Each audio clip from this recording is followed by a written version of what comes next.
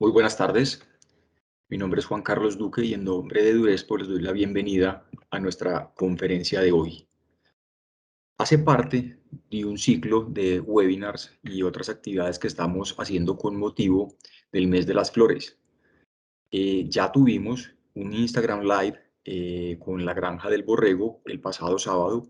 Hoy nos acompaña Elizabeth Giltrich, que vamos a hablar de tips para tener una huerta casera exitosa. También la próxima semana, el 19 de agosto, jueves a las 4 de la tarde, habrá una charla de introducción a la jardinería con Tecnijardines.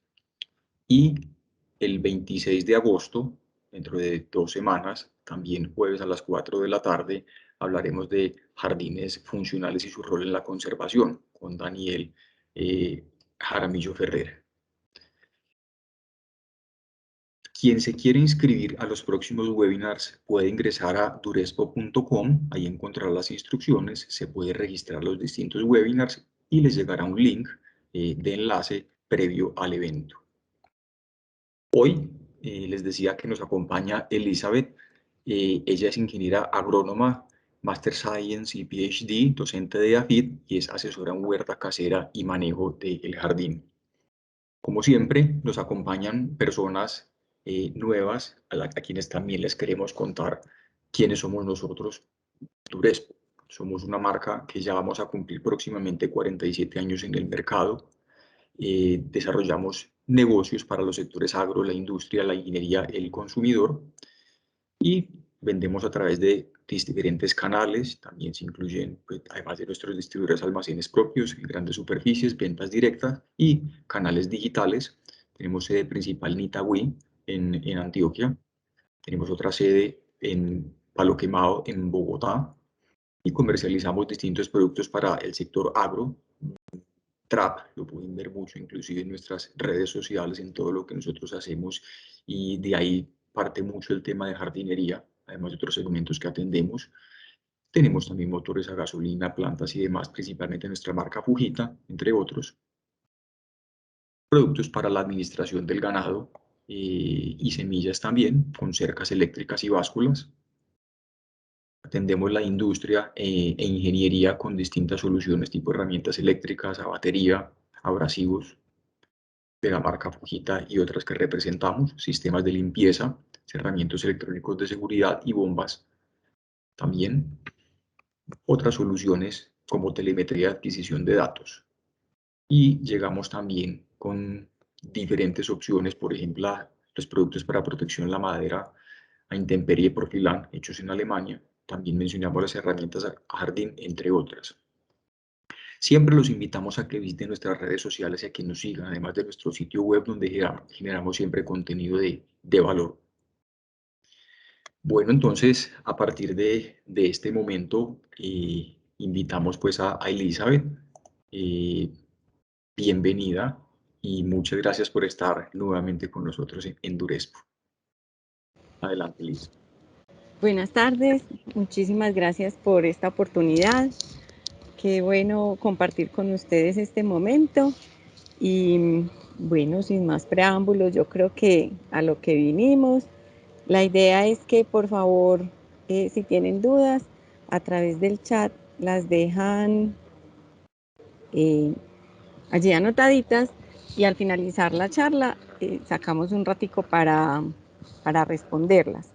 Yo voy a poner aquí el tiempo para que estar pendientica y no alargar más de la cuenta. La idea y la intención pues de esta conversación es que sugerirles y proponerles algunas ideas de manejo de la huerta, todo, incluyendo algunas desde el comienzo de cómo implementarla. Entonces les voy a hablar un poquito sobre ese proceso de siembra, qué vamos a sembrar, cómo seleccionar el material de siembra, el sustrato que debe tener y algunos cuidados básicos que son esenciales para la planta e inclusive tratar de entender un poco el porqué de esos cuidados en función de lo que están cumpliendo dentro de la planta. Y un poco sobre algunas de las plagas y enfermedades que podemos encontrar en la huerta y el manejo a nivel casero que le podemos dar. En el mercado nosotros sabemos que hay una gran cantidad de pesticidas, pero eso en una huerta a pequeña escala no se justifica por un lado y pierde parte del beneficio de tener la huerta en la casa, que es tener productos lo más limpios posibles de pesticidas. Para este proceso de siembra es interesante entender, antes de avanzar, esta fotico es como muy ilustrativa, alcanzar a ver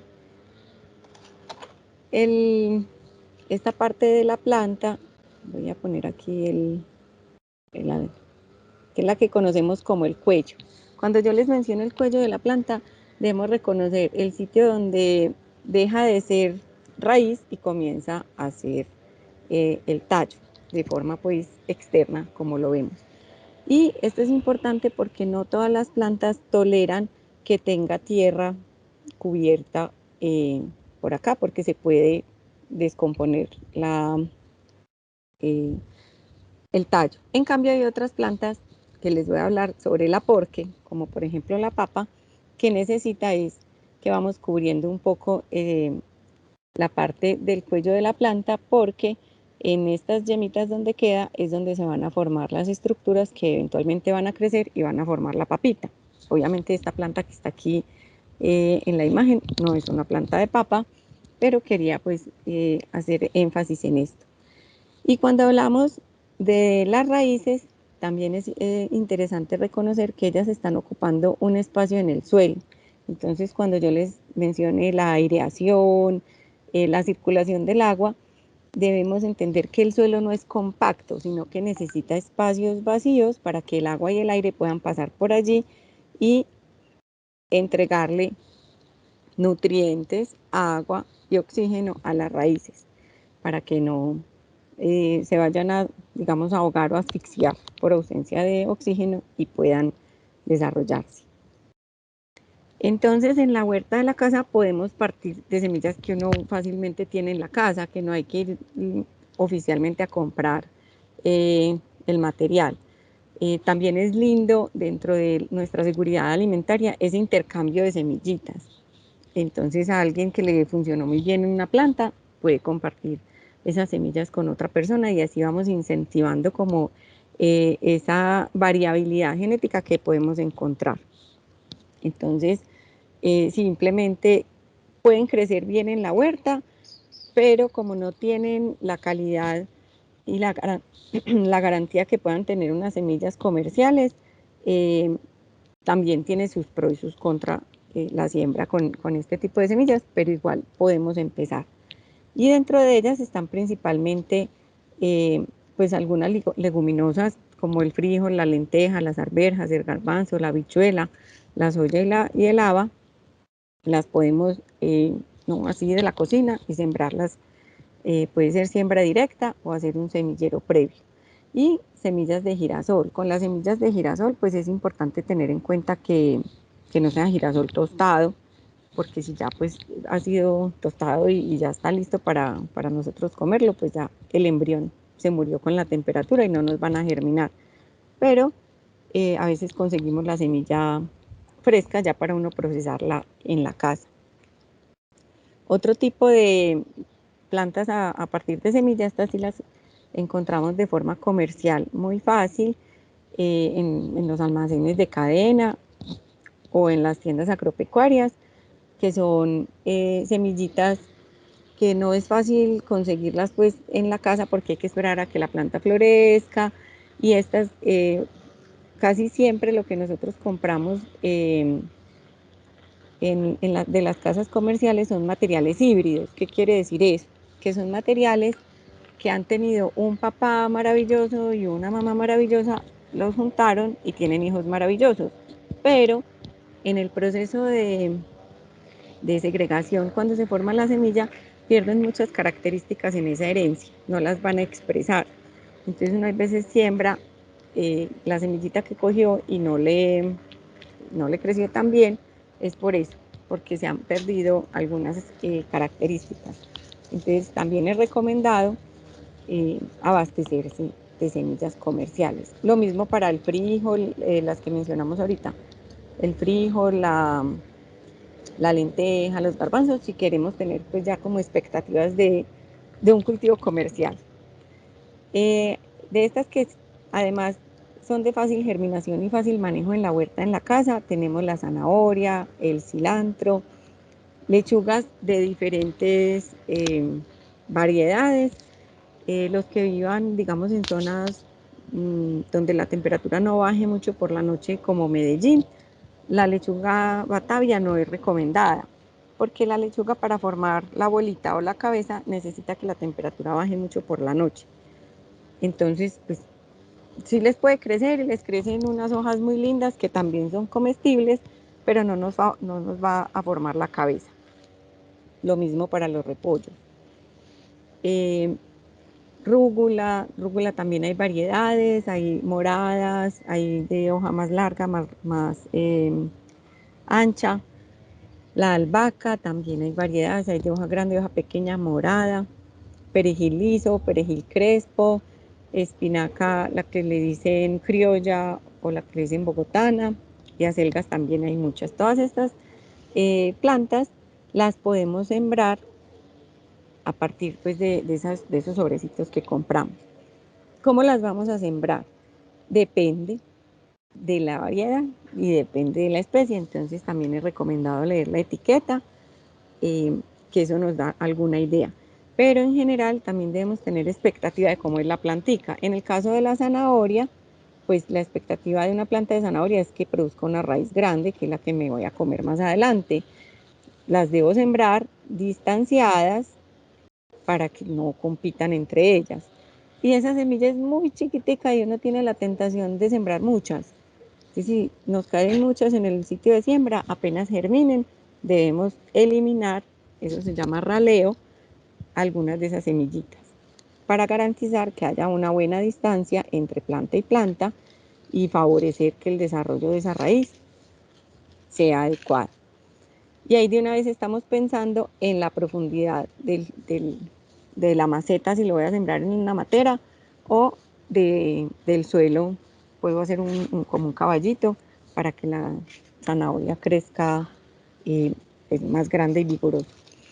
Y por ejemplo, caso contrario sería el del cilantro, donde yo que espero aprovechar la parte aérea de la planta, y normalmente le gusta a uno como sacar su matojito de cilantro. Entonces podemos sembrar 5 o 6 semillitas en un mismo sitio y favorecer que ellas crezcan así apiñadas y agrupadas. Para el momento de la cosecha simplemente me llevo ese matojito.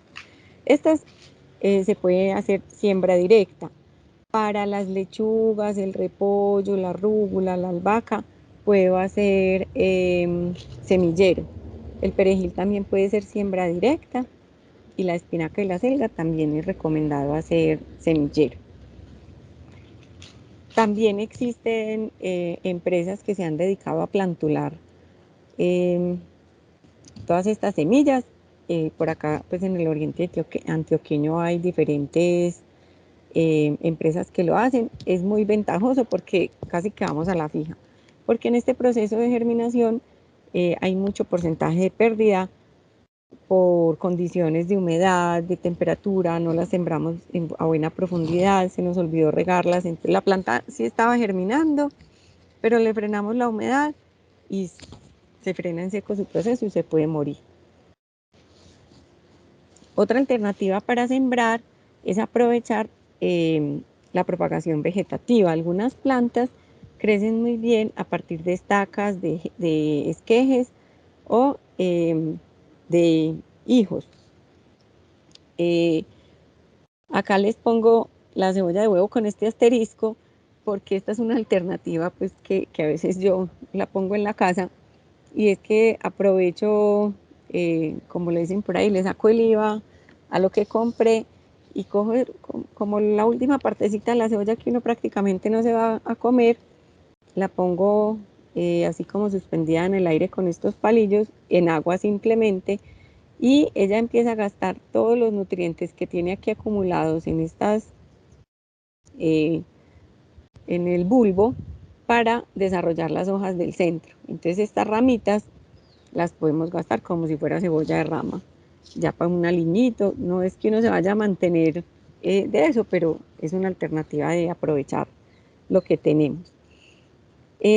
La cebolla de rama, el ajo, los podemos sembrar también de lo que compramos, o también pues de plántula o de semilla. Entonces, para el caso de la cebolla de rama, ahorita hay una imagen por allá más bonita que mi dibujo, pero simplemente aprovechamos la parte donde está ese cuello. A veces compramos la cebolla, ya la han cortado por aquí. Si ya la cortaron las raíces, esa no nos sirve para sembrar, esa más bien no la comemos toda y esperamos la próxima vez que vamos al mercado y le echamos ojito para que sí tenga un poquito de raíces. El ajo, simplemente cogemos un dientecito de ajo y lo plantamos en tierra. Bueno, el limoncillo se comporta de forma similar a la cebolla de huevo, pues la manera de sembrarla. Para el caso de la albahaca y la menta, podemos aprovechar fragmentos de la ramita. La albahaca es más delicada, se pudre más fácil, pero hay personas que también son muy delicadas y lo pueden lograr. La menta es un poco más rústica y la probabilidad de éxito es mayor. Simplemente cogemos la ramita y en el sitio donde están creciendo las hojitas, o las ponemos en agua o las sembramos, le ponemos tierrita aquí para estimular que aquí se desarrollen las raíces. Y bueno, con las papas, yo no sé si a ustedes les ha pasado que uno las mete a la nevera y cuando menos piensa ya se brotaron, sobre todo la papa criolla, que tiene un ciclo de vida más corto. En la papa criolla o la papa capiro, y bueno, y todas las otras, solanum tuberosum, también pasa más o menos lo mismo que del requerimiento de bajas temperaturas. Es posible que ustedes la siembren y es posible que no les dé nada, pero de pronto sí. Entonces yo siempre le digo, no, ensaye. Si igual las va a descartar y las puede sembrar, ensaye de pronto por esos días bajo la temperatura y lo pueden tener que les desarrolle la planta. Esta es una plantica de ajo, como se va desarrollando, y esta es una plantica de cebolla de rama. Aquí en la imagen podemos ver que pues, yo estaba haciendo como una huerta en bolsitas del mercado.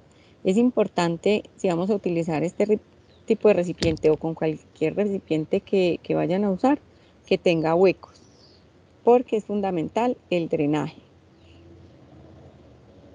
Estas son unas papitas criollas que sembré. Como el recipiente estaba tan pequeño, pues obviamente las papitas que coseché fueron re chiquitas. Pero eso así, hervidito, queda delicioso. Y uno goza mucho comiéndose lo que cultivó. Ya después aprendí y le puse un recipiente más grande. La bolsa en la que viene el alimento de los perritos, ahí le puse, la sembré y la cosecha estuvo mejor. Obviamente, el que tenga el espacio al aire libre, pues es ideal.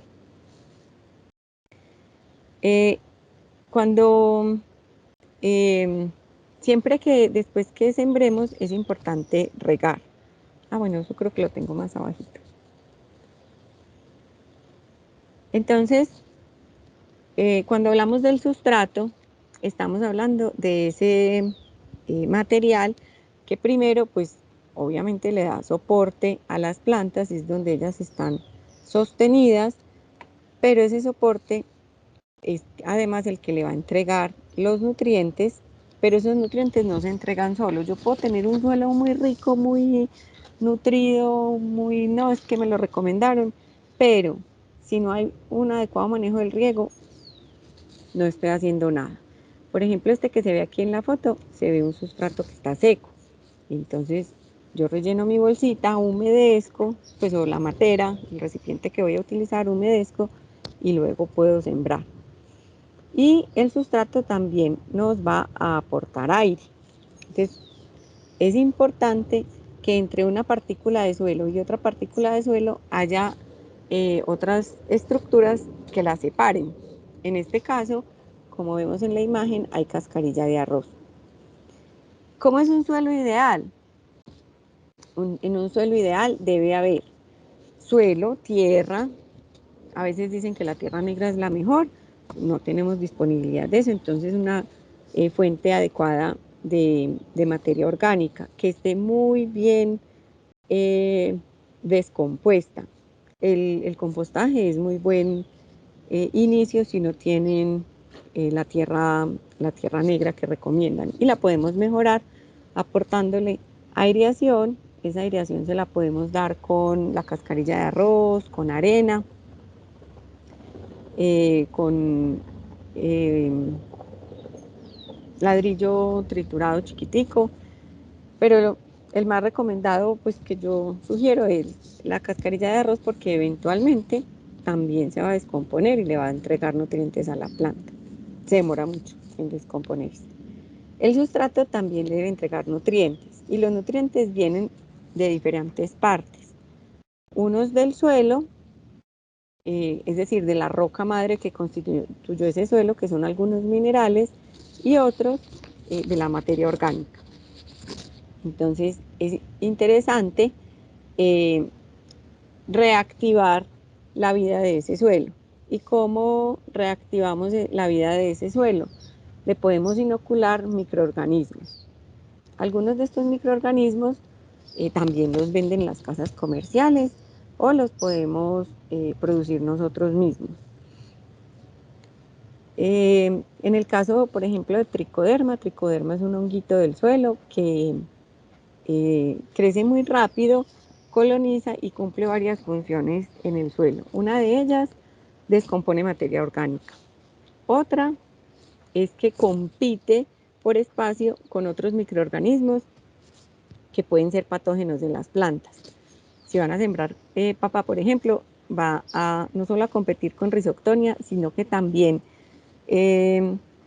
como que lo enrolla el micelio de tricoderma, enrolla el micelio de Rhizoctonia y lo estrangula, entonces nos quita un problemita de encima. Eso es un controlador biológico. Y también sintetiza algunos compuestos que, por un lado, repelen otras bacterias, algunas bacterias que puedan ser patógenas, y por el otro lado estimulan el crecimiento de la planta. O sea que tricoderma pues es súper campeón como inoculante del suelo. Hay otros honguitos que también son muy buenos, Verticillium, Phacelomices, también los podemos conseguir.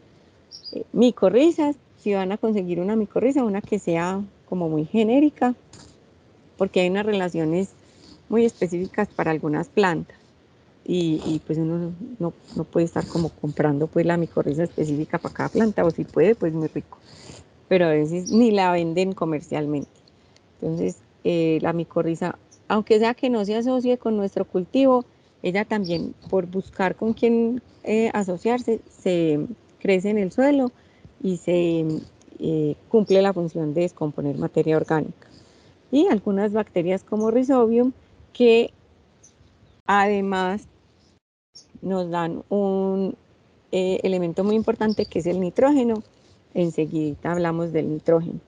Son bacterias que van a ayudar en el proceso de fijación de este elemento. Aquí hay el acerrín, también nos sirve para favorecer ese proceso de aireación, o la turba de coco. Pues yo personalmente no recomiendo mucho utilizar turba, pues la turba que es originaria de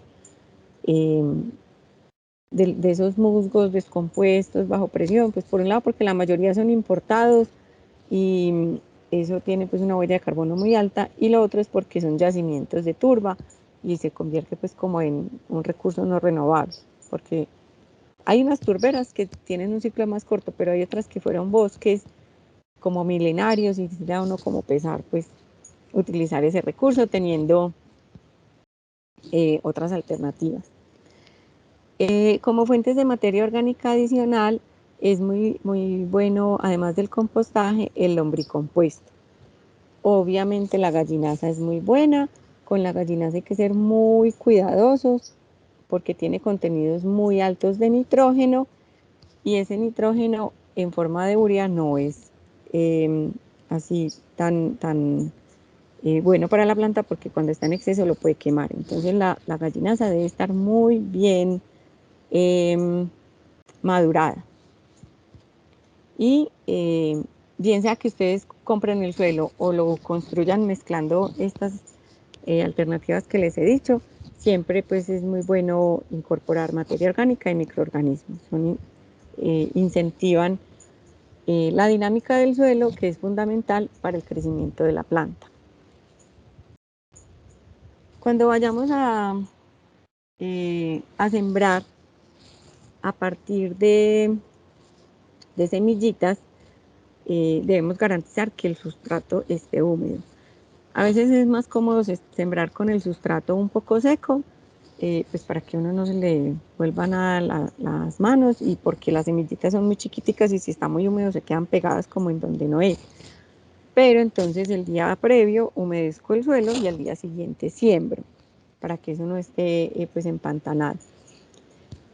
Y no debe estar encharcado el suelo ni hecho polvo pues que ya esté tan seco. Y garantizar el drenaje del recipiente, bien sea un semillero como el que vemos en la imagen o la bolsita que les dije, o es que yo cogí un tarrito de helado, entonces le hago los huecos, compré una matera. Ahora venden unas materas muy lindas que son tan lindas que son como para poner por fuera y esas materitas no tienen huequitos. En esas lo recomendado es poner una de las materitas negras o cafés o digamos de las normales de toda la vida que sí tienen huequitos y ya uno la mete en la otra pues para que se vea lindo, pero no debemos ahogar luego a la planta, sino regar y lo que escurrió volvérselo a echar a la matica para que no quede pues allí el agua recogida, porque se da un proceso de falta de oxígeno. Si no hay oxígeno, la planta no, las raíces de las plantas no tienen cómo respirar y eventualmente se pudre, se va a morir la plantita. Acá vemos unas semillitas de cilantro que van germinando y una de las preguntas del millón es ¿qué tan profundo siembro la semilla? Entonces, usualmente las semillas de las hortalizas, a excepción de las leguminosas, pues son muy pequeñitas. La de zanahoria es diminuta, la de orégano sí que es chiquitica, eso parece polvo. La de tabaco también es súper chiquita. Pero si las ponemos muy hondas, pues se van a ahogar. Entonces lo que yo normalmente hago, pues lo recomiendo es llenar el recipiente que quede faltando como un poquito del volumen. Pongo las semillas y luego lo tapo con tierra, en vez de hacer el huequito. Porque hay veces al mover así, uno queda muy enterrada o hace el huequito muy duro, a no ser de que tengan ya pues como la plantilla de cómo hacer los huequitos, que eso también es muy práctico y por ejemplo en las partes donde plantulan cientos de materiales, pues lo hacen así. Para nuestro caso caserito, simplemente pongo la semilla y le pongo un poquito de tierra, más o menos que corresponda a la altura de la semilla. Entonces, si tengo una semilla de frijol, que es de este tamaño, la voy a enterrar más o menos esa misma profundidad. Si tengo una semilla de zanahoria, que es de este tamaño, la voy a poner tierrita encima, más o menos este tamaño.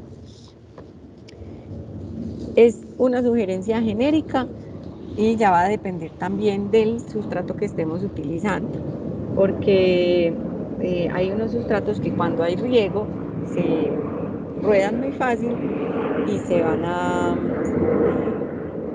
destapar la semillita. Está pasando un avión, perdón, ahí por el ruido. Cuando la semillita queda descubierta, hay algunas especies que no les gusta quedar descubiertas y no crecen. Entonces hay que volver a darle una tapadita. Como vemos en este caso, pues a estas semillitas no les, digamos, importó quedar un poco descubiertas y siguieron germinando. Otro aspecto interesante que les mencionaba de cuando hacemos el trasplante, bien sea porque lo vamos a trasplantar de nuestro semillero o porque hemos comprado las plántulas a una de estas empresas plantuladoras, debemos hacer un ejercicio muy importante, y es, aquí sí debemos hacer como el huequito correspondiente al pilón. El pilón es el sitio que estaba siendo ocupado por el recipiente. Entonces, si el semillero tiene 10 centímetros, el pilón lo más seguro es que salga de 10 centímetros porque las raíces alcanzan a atrapar todo ese sustrato. Entonces hacemos el huequito en la tierra, ponemos el piloncito y la plántula. Al poner esta plántula debemos llegar hasta el cuello de la planta. Por eso les decía que es tan importante reconocer el cuello de la planta. En algunas especies la lechuga es más tolerante si queda un poquito más hundida, pero hay otras especies que se pueden podrir. La lechuga romana es muy sismática y hay que ser súper precisos en ese cuello. Bueno, sismática no es una característica de las plantas, pero es muy susceptible a pudriciones, y si superamos la altura del cuello y lo tapamos con suelo, en el suelo hay microorganismos que favorecen la pudrición de las hojitas y se nos va a morir la plantica. Es así como siempre cubrimos con tierra y debemos apretar. Esto, pues, si de pronto están por acá algunos estudiantes que también los invité a la charla, que les hago el examen. Yo les digo, les voy a hacer un examen. Entonces es jalar con suavidad la plantulita para que no se nos desprenda. Si se desprende, debemos volver a hacer no es apretarla otra vez a las bravas, no, volver a hacer el huequito, volver a empezar para que nos quede firme. Y tampoco debe quedar tan apelmazado que uno vea pues que el agua no tiene por dónde circular. Entonces es suave pero firme. Y siempre es muy importante regar, echar agüita después de sembrar, tanto a partir de semilla como a partir de plántulas, porque cuando el agua cae acomoda las partículas de suelo y va a garantizar que junto a la semilla o junto a la raíz quede en contacto con el suelo, porque si nos queda una burbuja de aire muy grande, esa raíz no tiene por dónde crecer. Ella necesita como el obstáculo para estimular su crecimiento. Y si el obstáculo es una burbuja de aire, no va a crecer. Y eventualmente, si no nos quedó bien firme y luego llueve, lo que hace el agua es acomodar las partículas de suelo y la planta que puede quedar volcada, y al quedar en contacto con el suelo, pues se va a podrir. Ya les quiero compartir algunas ideas sobre los cuidados básicos. Recuerden que si van teniendo preguntitas, son súper bienvenidas en el chat. Bueno, ya sembré mi materita muy hermosa, ¿y ahora qué hago con ella? ¿Dónde la pongo? Bueno, obviamente sabemos que las plantas necesitan luz, pero a veces se nos olvida el aire y las dejamos al lado de una ventana que no abre, que ese cuarto se vuelve como ensolvado y como encerrado. Entonces es importante favorecer la circulación del aire. ¿Qué es lo que hace el aire? Mueve las partículas de vapor de agua que se quedan acá acumuladas en la superficie, y al moverse esas partículas de vapor de agua, eso favorece la transpiración, lo que va a hacer que jalone agua desde el suelo. Entonces no es solamente tenerlas a la luz, sino también que les dé aire. Obviamente en el aire también hay CO2, que es fundamental pues para las plantas. Ellas lo van a absorber y va a ser uno de esos elementos fundamentales que va a necesitar para construir su biomasa. Y la luz es otra pregunta muy importante de resolver. Mientras más luz les dé a las plantas, mucho mejor.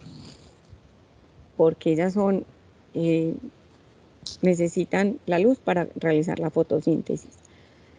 ¿Que cuántas horas de luz? No, pues depende, hay veces que uno en el apartamento no le da suficiente luz, entonces aunque sea con el reflejito, las pone en el balcón y el reflejito le alcanza a servir. Si les puede dar luz directa, mucho mejor. Y como mínimo 2 horas de buena luz, sobre todo para plantas que vamos a consumir de hoja, la albahaca, la hierbabuena, el cilantro, la cebolla rama. Pero si queremos llegar a frutos, como el caso del tomate o el pimentón, es mejor que les dé luz directa mucho más tiempo, al menos de 4 a 5 horas como mínimo de luz. Es decir, afuerita, mientras más afuerita estén, mejor. Ya cada uno le va cogiendo el tiro al espacio que tenga en la casa y dice, ay no, a mí el tomate no me funcionó, entonces siembra otra cosita. A mí personalmente, les confieso, no me ha ido bien con el tomate y aquí pues en la huerta, al aire libre, ay, es porque hay que contemplarlo mucho y entonces le da muchas plagas, le dan muchas enfermedades y a veces no tengo tanto tiempo para dedicarle. Ah, entonces no, siembro el resto de cosas que me crecen bien y bueno, y el tomate lo consigo por otro lado. A veces, bueno, si no tienen la oportunidad de tener un espacio muy iluminado, aunque sea la sacan a pasear, así como uno saca a pasear al perrito, pues saca a pasear la materita un rato y vuelve y la entra. O en caso de que estén en un sitio donde, no sé, llueve mucho, entonces el exceso de agua tampoco es bueno, sacan la planta y la entran por la noche para que no se vaya a descomponer pues o a podrir. Y es muy importante conocer lo que yo voy a sembrar. Aquí puse un ejemplo con frijol, porque es que a veces sembramos algo que creemos que se va a quedar chiquito y resulta que eso crece mucho. El frijol tiene diferentes hábitos de crecimiento. ¿Qué es el hábito de crecimiento? Es la manera como la planta se desarrolla y digamos la arquitectura que va a tomar. Entonces hay frijol voluble, que es el que forma unos zarcillos y él va como trepando y se va agarrando. Entonces si yo voy a sembrar un frijol voluble, pues le debo dar una pared, un palito, una malla, una reja, para que se enrede y crezca por él. Pero también hay unos frijoles que son arbustivos. Aquí ya el cultivo estaba un poco maduro y las plantas se ven como secas, pero es normal porque ya estaban en proceso de traslocar los nutrientes. Ya la planta empieza a decaer y la energía que tenía acumulada en las hojitas se la va a pasar a las vainas y eventualmente a la semilla. Entonces, averiguan si no tienen cómo poner a crecer ese frijol arbustivo, conseguir semillitas de un frijol que sea, perdón, si no tienen cómo poner a crecer un frijol trepador, conseguir un frijol arbustivo. Por eso se me olvidó la palabra. En Agrosavia, en el plan semilla, estaban sembrando estas variedades de frijoles arbustivos. Acá me retrocedo para mostrarles una idea interesante. Este es el balcón de una amiga y yo estaba feliz mostrando su balcón. Porque miren cómo tiene el tomate. Lo tiene sembrado de dos maneras. Uno, junto a esta mallita. Entonces, el tomate no forma sus zarcillos, sino que nosotros lo debemos amarrar. Entonces, con una pitica se va amarrando acá para que siempre esté erguido.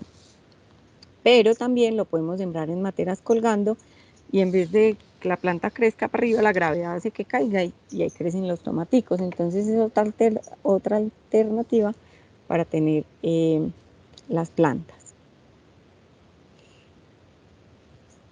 Del agua ya les he hablado un poquito. Quiero hacer énfasis en que es fundamental para el crecimiento de las plantas, no solamente porque va a ocupar un espacio y la va a mantener túrgida, sino porque es la encargada de dinamizar casi que el metabolismo, porque cuando el viento remueve el aire que hay acá, al remover el aire remueve el vapor de agua y eso va a jalonar todo ese continuo de agua que va desde el suelo hasta las hojas. Y en ese movimiento transporta nutrientes, favorece también la translocación de compuestos que se han sintetizado durante la fotosíntesis, pues en el ciclo de Krebs, en el ciclo de, no es siempre los trabo, de Calvin. En todo caso, el agua es ese motor que dinamiza. Y de nuevo, otra pregunta, ¿cuánta agua le he hecho a mi plantica? Entonces, es muy importante ir conociendo también nuestras especies. Como dice el dicho, ni tanto que queme al santo, ni tampoco que no lo alumbre. Una manera para saber si el sustrato está muy seco es, por ejemplo, que veo que hay como mucho espacio entre una partícula de suelo y otra, o entre la matera y el sustrato. Entonces, es normal que los suelos se puedan deshidratar tanto. Es posible entonces que les esté faltando materia orgánica también, que nos ayuda a retener humedad. Puedo adicionar materia orgánica de compostaje, de gallinaza, de lombricompuesto, y humedezco y ya ayuda a retener más humedad. Y si está muy encharcado y veo que no está como drenando, debo revisar esos orificios, o agrandar los orificios o hacerle más orificios. Nunca debo ver una película de agua encima de la matera. Porque entonces, lo que les digo, ahí las raíces pues se van a ahogar. Entonces, un más o menos es, mientras las semillas están germinando, el que vaya a ser su semillero, es muy importante aplicar agua todos los días, pero todos los días un poquito. ¿Por qué? Porque el agua entra a la semilla, eso se llama imbibición, y se desencadena el metabolismo de la semilla. Y con esa imbibición se empiezan a formar raíces, el epicótilo se empieza a elongar, bueno, todo se va a desarrollar. Y si le frenamos el agua, como es tan delicado, se va a morir.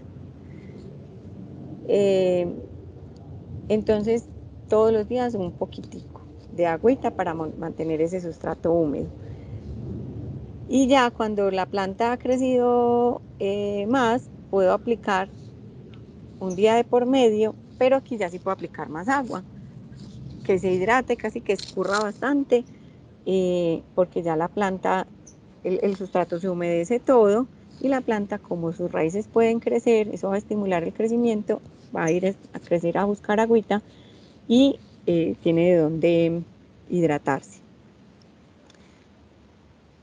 No es normal, casi ni necesario hacer podas en la huerta de la casa, pero dos recomendaciones muy importantes. A veces es más fácil cortar la hojita que tiene el bichito o que le está creciendo el honguito. Yo corto esa hojita, la retiro de la huerta. Si tienen compostaje, la pueden compostar, que empezar a aplicar cosas y a preocuparse. Entonces cojo esa hojita que está feita, la retiro y ya me llevo el problema.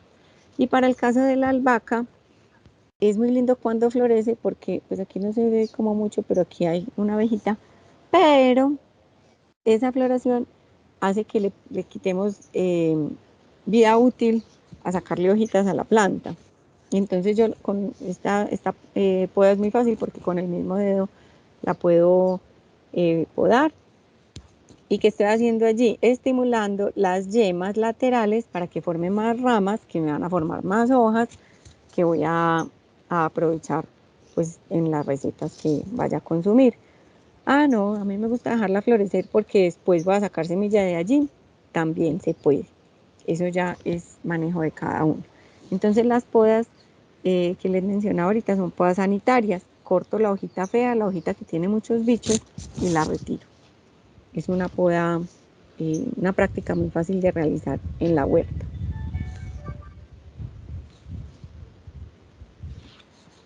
Bueno, entonces, hablando de la nutrición, vamos a hablar de algunos elementos que son esenciales para la planta. Aquí estamos hablando de los que son sí o sí la planta necesita. Obviamente carbono, hidrógeno y oxígeno, fundamentales, pero estos los toma la planta a través del agua y a través del CO2. De pronto hay alguien que tiene el micrófono abierto, si por favor lo puede cerrar. Gracias. Y ¿cómo nos damos cuenta? Ya hablando de los otros elementos que los voy a encontrar en el resto de la biomasa, ¿cómo me doy cuenta si son indispensables o no para la planta? Porque no, la planta tiene una sintomatología, le adiciono el elemento y ella se recupera. Aquí pues por ejemplo vemos que estas planticas les está faltando posiblemente un elemento porque están muy corrugadas y no están bien verdecitas. De esos elementos esenciales tenemos 3 categorías. Los primarios, que la planta los necesita en mucha cantidad. Los secundarios, también la planta los necesita bastante, pero no tanto como estos primarios. Y estos son los elementos mayores. Y la planta lo requiere en una proporción de gramo del elemento, de miligramo del elemento, no, perdón, gramo del elemento por gramo de planta, de biomasa. En cambio, los elementos menores los va a necesitar en menor cantidad. Yo les voy a hablar de estos 3 enseguida para ver dónde los podemos obtener y entregárselos a la planta. El nitrógeno es fundamental porque hace parte de los aminoácidos, las proteínas, los ácidos nucleicos, las vitaminas. Y es necesario para que se sintetice la clorofila. Si no hay clorofila, no hay fotosíntesis, y si no hay fotosíntesis, la planta no va a crecer. Y acá vemos una sintomatología característica de ausencia pues, de nitrógeno. El fósforo cumple 2 acciones fundamentales porque hace parte constitutiva de moléculas tan importantes como el ATP, los ácidos nucleicos. Y cumple funciones primordiales para la síntesis de algunos ácidos grasos, la respiración, bueno, una cantidad de metabolismos. Y la deficiencia la observamos en los borditos de las hojas, se ven como rojizas. Entonces a estas pobres planticas de maíz les faltaba nitrógeno, se les adicionó el nitrógeno y mejoró su respuesta. Y el potasio también es muy importante porque le va a ayudar a sintetizar una gran cantidad de compuestos orgánicos que son los que nos van a dar como ese sabor. Y por eso hablamos del elemento de la producción. Entonces, cuando queremos favorecer la producción, cuando la planta está en floración, adicionamos potasio para que los frutos sean más sustanciosos. Por eso se habla pues de ese nutriente de calidad.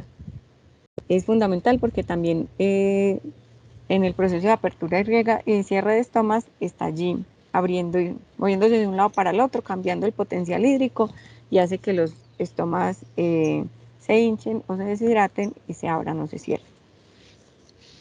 ¿Dónde encontramos estos elementos? En la materia orgánica. ¿De dónde obtenemos esa materia orgánica? En la casa fácilmente podemos hacer compostaje, vacas digestoras o lombricompuesto. Eso es tema para otras charlas, cuando quieran, con mucho gusto. Pero en la casa también podemos hacer infusiones para las plantas a partir de las mismas plantas. Esta es una receta muy fácil. Casi siempre nos sobran las cáscaras de papa, las cáscaras del banano, del plátano. Las ponemos a cocinar durante 10 minuticos. Las dejamos reposar. En ese proceso de reposo siguen saliendo nutrientes. Se cuela, perdón, se diluye y se aplica. Súper fácil. ¿Y que estamos entregándole a la planta aquí? Potasio, ese elemento que necesitábamos para que los frutos sean muy muy vigorosos, y lo debemos aplicar en época de floración, porque pues todo tarda su tiempo. La planta está floreciendo, después de la floración viene la fructificación y ella necesita absorber el nutriente, entregarlo a las hojas, metabolizarlo y luego llevarlo a al fruto. Hay otros materiales que podemos encontrar fácilmente en la casa.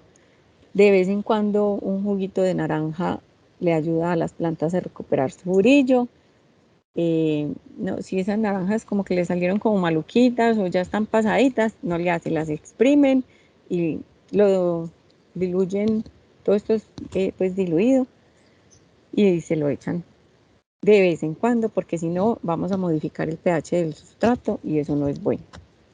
Un caldito de verduras también hacen con los sobraditos de el pedacito de pimentón o de las punticas de las habichuelas que uno no se come, con todo eso que uno no se come, lo pone uno a hervir sin sal, es muy importante porque a las plantas el sodio no les hace falta, y se lo echamos a las plantitas.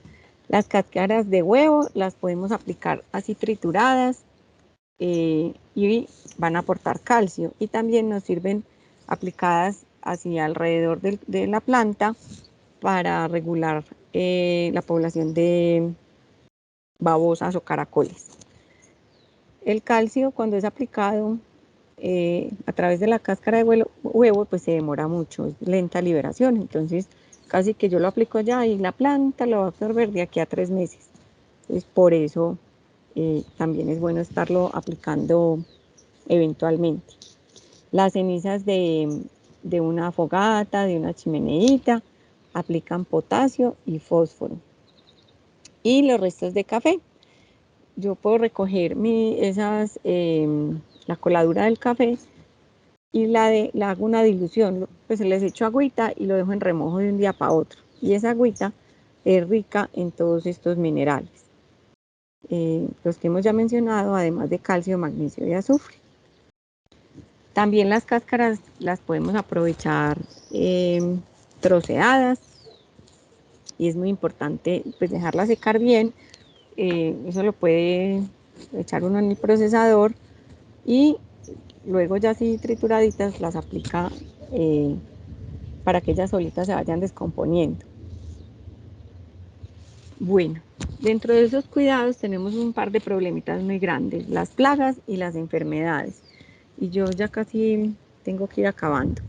Entonces, problemas por plagas, encontramos trozadores, cuando uno menos piensa, llegó la larva y se te comió y aquí ya no hay nada que hacer. Vuelve y siembra, pero podemos aplicar repelentes. En este caso, pues esas mordisqueaditas uno ahí comparte un poquito con los insectos, no pasa nada, esto no es ni veneno ni nada, no se ve tan lindo, pero uno sabe que está siendo parte del ecosistema. Pero igual podemos aplicar algunos repelentes, lo mismo que para acá cuando es este tipo de daño. A no ser de que se acaben todas las hojas. Por ejemplo, yo aquí ya dejé de pelear con las hormigas, pero no les volví a traer lo que les gusta, que les encanta el repollo. Entonces ya no siembro repollo, ya no vienen las hormigas a la huerta. Estos extractos los podemos preparar, los podemos conseguir también comercialmente, de neem, de tabaco, de ají o de ajos.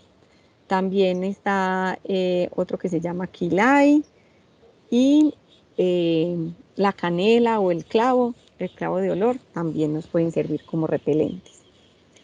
Y para este tipo de plagas, que son los áfidos y las cochinillas, es muy práctico coger agua con jabón. Hacemos bastante espuma y esa espumita se la ponemos encima, porque eso cambia la tensión superficial y se ahogan los animalitos. Puede ser con jabón de coco o con jabón pues, de ese azul que viene en barra. También podemos incentivar los controladores biológicos, como esta avispa que se está alimentando de esta larva, o algunas plantas que son alelopáticas, el tabaco y algunas aromáticas. La caléndula, la ruda es muy buena. El tomillo, también nos sirven como alelopáticos. Y para el caso de las enfermedades, todo esto nos puede pasar en la huerta. Aquí solo pongo unos pequeños ejemplos. Esta aparece pues muerta en una tomatera por tizón tardío. Esta es una roya, esta pues está en café. Esto es alternaria. Y aquí esta pobre zanahoria no pudo crecer. Esta la cosechamos esta semana en la universidad. Estos nodulitos parecen de nemátodos. Habría que confirmar si son nemátodos, pero porque como la planta no creció, uno sabe que ahí hay una competencia. Para el caso de exceso de humedad, también a mí me ha pasado que uno se emociona, llueve mucho, no tenían buen drenaje estas planticas y se pudrieron. ¿Qué es lo mejor hacer acá? No es recomendado volver a sembrar directamente en este suelo, sino que lo debemos retirar. Lo pueden dejar en una bolsita negra 2 o 3 días, que eso se llama solarizar. O si están trabajando en la huerta, tapar el pedacito de la huerta con un pedazo de plástico para que suba la temperatura y el inóculo de estos honguitos que hicieron que la plantica se muriera, pues también se mueran y ya luego podemos volver a utilizar ese suelo. Pero volver a sembrar acá no es recomendado porque nos vamos a quedar ahí con el hongo que está generando la pudrición y no vamos a hacer nada. Pero podemos hacer algunas aplicaciones de unos fungicidas. El oxicloruro de cobre es muy bueno para hacer aplicaciones a las hojitas, o el caldo bordelés también se usa, que también tiene cobre y cal, o simplemente vinagre. No, es que yo tengo la matica aquí, es una nomás, le aplican vinagre diluido. O el bicarbonato de sodio, que cumple unas funciones muy interesantes porque ayuda a fortalecer el crecimiento de las plantas, ayuda a eliminar algunos parásitos y pues algunos insectos como esos áfidos, o a eliminar las esporas de algunos honguitos, por eso es fungicida. Esta yo no la he ensayado. Si tienen alguna plantica que está creciendo más de la cuenta, le pone uno bastante bicarbonato. Es ahí, pues no, les confieso que eso no lo he ensayado, pero podemos ensayar. Y también ayuda pues a repeler algunas hormigas y los insectos. Lo que pasa es que si uno está al aire libre, llueve y se lava el bicarbonato, entonces tengo que estar haciendo aplicaciones. Yo por eso opté por no sembrar repollo. Estas son como unas hermosuritas que hemos tenido pues en diferentes huerticas que yo he acompañado. Cebolla de rama, pimentón. Y bueno, hasta ahí les quería compartir. No sé si tienen entonces preguntas. Bueno, Elizabeth, muchas gracias. Aquí vamos en un momento a empezar a leer las preguntas. Quienes también tengan otras inquietudes, es, digamos que el momento de presentarlas. Les vamos a contar antes de las preguntas otro tema que es importante. Un momento, por favor.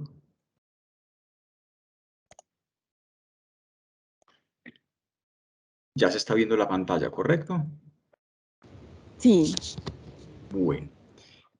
Para quienes llegaron después del inicio de la conferencia, pues los invitamos a visitar durespo.com. Ahí podrán encontrar no solo información nuestra, sino también más adelante la grabación de esta conferencia. También, pues les invitamos a visitar nuestra página en la sección tienda, donde no solo en la parte de promociones, sino en algunas de las otras categorías que tenemos encontrarán productos relacionados con el tema de la jardinería, lo que estamos buscando, y como Elizabeth lo mencionó, aunque no es tema de esta conferencia, equipos trituradores de residuos orgánicos como parte del compostaje, que es no solo tendencia, sino uno de los temas que abordaremos más adelante en otras de nuestras conferencias, pues, de los próximos días. no en este mes propiamente, pero en septiembre también tendremos otro ciclo de conferencias, entonces los invitamos a tener pues esta parte, ¿correcto? Empezamos entonces con la lectura de las preguntas, Elizabeth. Si quieres ya, exacto, ya estás con tu cámara nuevamente. Verónica pregunta, Eli, si hago compost casero, ¿cada cuánto es recomendable echarlo a mis plantas y en qué proporción? Bueno, la aplicación del compostaje también debe ser regular, porque el compostaje normalmente va saliendo, va saliendo. Entonces, más que adicionarlo, siempre, bueno, si es dos cosas. Si estamos hablando de la huerta donde yo cosecho y vuelvo y preparo el suelo, lo puedo adicionar en cada ciclo, porque en la huerta que estamos haciendo, sacándole nutrientes al suelo a través de la planta para alimentarnos nosotros. Pero si son las planticas de jardín, donde yo las dejo ahí muy hermosas y no me estoy comiendo nada, debo disminuir como esa aplicación. Entonces, en resumen, a la huerta cada vez que voy a volver a sembrar o cada vez que coseché. Si lo que estoy cosechando, por ejemplo, son pimentones o lulos, entonces cosecho, debo retribuirle esos nutrientes. Pero si son las plantas del jardín, es bueno volverlo pues como más esporádico, sobre todo cuando están en materita. Si están al aire libre no importa, porque el suelo va circulando todos esos nutrientes y se los lleva pues a través del perfil del suelo a otras plantas, digamos aguas abajo. Gracias, Elizabeth. Otra pregunta también de Verónica. Las maticas que tengo afuera al aire libre les da mucha maleza. ¿Hay que quitarla todo el tiempo? No necesariamente, porque además las malezas también, pues las malezas son plantas que están creciendo allí. Lo más interesante sería cómo detectar cuáles pueden competir mucho con tu jardín, porque hay unas que son de un crecimiento más pequeño y no son ningún problema para las plantas de jardín. Uno inclusive las puede dejar ahí y las hace parte de su jardín. Pero hay otras que van a crecer por encima y ya están compitiendo por luz y pues por espacio y acaban ahogándolas. Entonces así es bueno estarlas retirando. Cuando uno quiere evitar que crezcan, ya digamos que irlas erradicando, dos cosas muy importantes. Evitar que florezcan, por ejemplo, el diente de león, uno lo ve florecido tan lindo y uno, ay, tan lindo, pero después echa todas esas semillitas, bueno, ahí me voy a quedar con el problema dando vueltas. Sí, quiero salir del diente de león, porque a mí aquí me parece muy lindo porque atrae polinizadores también. Entonces, todo depende como del objetivo que uno tenga. Pero lo más importante es que no compitan con la planta de interés. Y lo otro importante es que si estas, por ejemplo, es un pasto, yo en la huerta peleo también mucho con el pasto, porque eso era un quicuyo ahí, y el quicuyo quedan raíces, entonces es desenterrar todas esas raíces y retirarlas. Eso también se puede compostar perfectamente. Bueno, pregunta Sofía Botija. En esta época del año, ¿qué nos recomendarías sembrar? Bueno, me alegra que Sofía esté por aquí. Ella es una estudiante y es de España. Yo creo que por eso pregunta eso tan particular. Afortunadamente acá en el trópico no tenemos como tantas complicaciones como en las zonas templadas y podemos sembrar todo el año, eh, sobre todo los productos de la huerta. Hay plantas que sí son de estación para su producción, como, no sé, pues el café, los cítricos, como los mangos, bueno, esos árboles frutales, pero en la huerta prácticamente que nosotros acá en Colombia podemos sembrar todo el año lo que tú quieras, no es ningún problema. Ok. Pregunta Isabel Cristina Monsalve. Buenas tardes. Tengo unos geranios sembrados a la raíz de un palo de mangos y los atacan mucho los insectos. ¿Cómo los puedo prevenir? ¿Qué insectos serán? Bueno, no sé mucho de geranios, pero yo creo que con esos extractos repelentes puedes ayudar a disminuir la población de los insectos y favorecer la circulación del aire también. Hoy como por el ambientico que Isabel nos comenta, pareciera como que puede faltar circulación del aire. Es posible que eso también ayude a, a disminuir como la presencia de la placa. No, entonces los extractos de NIM, si están muy, es que si son ácidos, por ejemplo, lo que les decía del jabón, hacer la espumita y ponerla ahí. Y eso hay que hacerlo seguido, seguido, seguido hasta eliminarlos.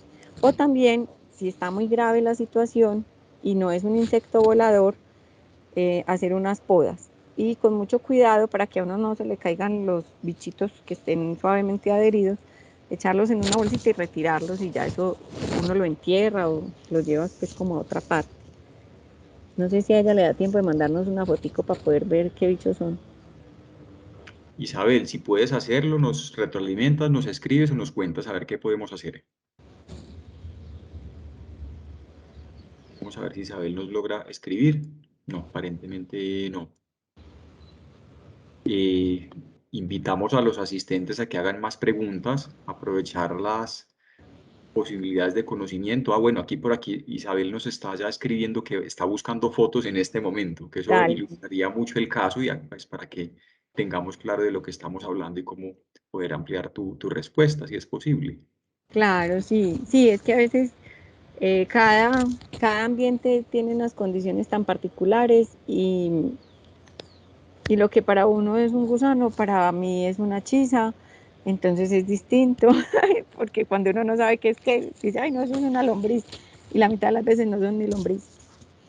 Aquí vemos conectadas algunas personas que sabemos que son amantes de las plantas, les gustan todo este tema, inclusive las huertas, pero no han hecho preguntas. Entonces, los invitamos, aprovechemos que este es un espacio que tenemos ya, pues próximamente terminaremos la conferencia, pero les sugiero que aprovechemos estos minutos. Es bien interesante.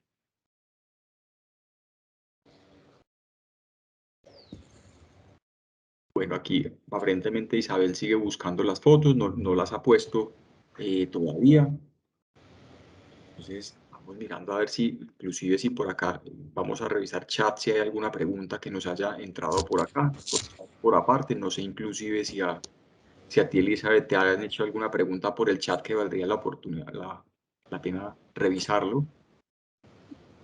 Pero que me haya entrado a mí solita, Listo, no. no te ha entrado todo. Listo.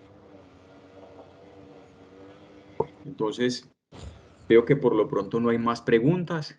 Pues sería entonces el momento de agradecerte, Elizabeth, por compartir tu conocimiento, por acompañarnos en este ciclo de conferencias de Durespo, que has compartido, como lo dijimos al principio, un contenido de valor, del interés de las personas que se han mantenido con nosotros.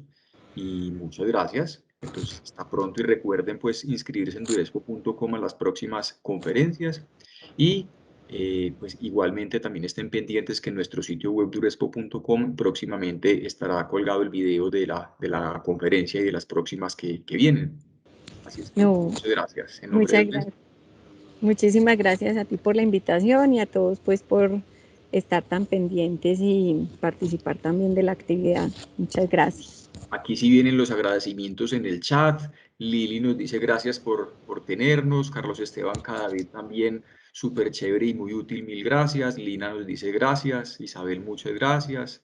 Varias personas nos escriben. Es muchos mensajes de agradecimiento, Me sobre todo. alegra. Eso es satisfactorio. Sí, Eso llena el corazón para todos. sí, total, nos con todo el cariño, y a mí me encanta compartir pues también el conocimiento, y cualquier cosa pues más adelante a la orden también. Excelente. Muchas gracias. Buena tarde para todos. Chao. Hasta pronto.